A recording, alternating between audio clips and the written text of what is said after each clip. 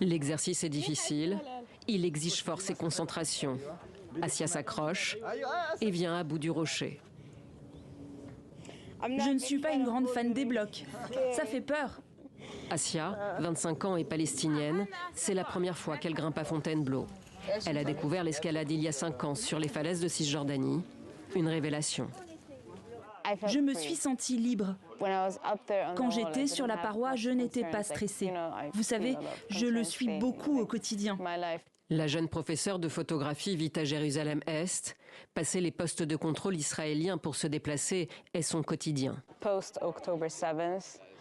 Après le 7 octobre, le temps d'attente au checkpoint est passé d'1 heure à plus de 3 heures.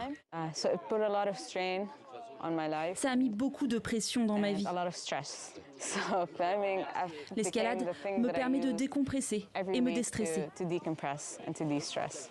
Assia fait partie d'un groupe d'une douzaine de grimpeurs palestiniens venus en France se former pendant 3 semaines à l'invitation de la Fédération sportive et gymnique du travail.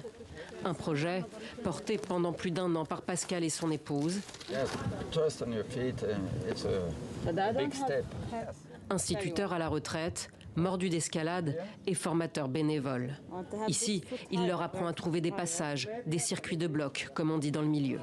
C'est une manière de développer l'escalade assez simple parce que à partir du moment où il y a cet outil pédagogique qui est le circuit, en fait, on peut pratiquer et rencontrer toutes sortes de gestes et de situations d'escalade sans moniteur. Moi, j'ai vu sur les photos de Palestine qu'il y avait des réservoirs de blocs, donc on leur montre que c'est possible et que c'est facile.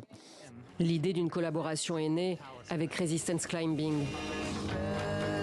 Un documentaire sorti en avril 2023 sur la petite communauté de grimpeurs de l'association palestinienne d'escalade, créée dans le sillage de l'ouverture du premier et seul club d'escalade palestinien, il y a 10 ans à Ramallah, par 2 Américains, dont Tim.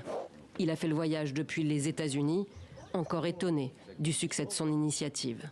Les gens avaient simplement soif de nouvelles expériences. C'est amusant de voir des gens explorer leur propre pays d'une nouvelle manière. L'escalade est un sport qui permet de bouger librement sur de nouveaux terrains. En Palestine, les Palestiniens ne peuvent pas se déplacer librement, donc cela a une signification particulière.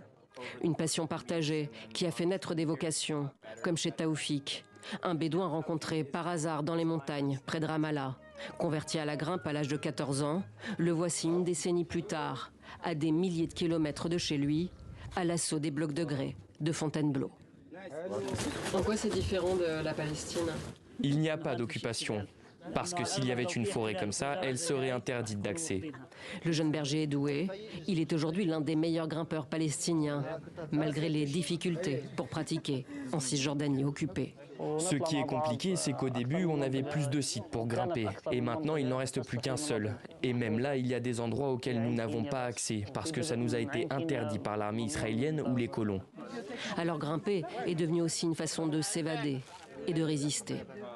C'est l'escalade qui m'a permis de voyager, de sortir de chez moi, de rencontrer des gens qui ne sont pas palestiniens, de leur expliquer ce qu'est la Palestine, de leur montrer ce qu'est un Palestinien, qu'on n'est pas des terroristes comme beaucoup le pensent.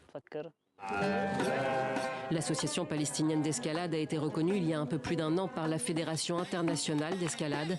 Tous espèrent voir un jour une délégation palestinienne participer aux Jeux Olympiques.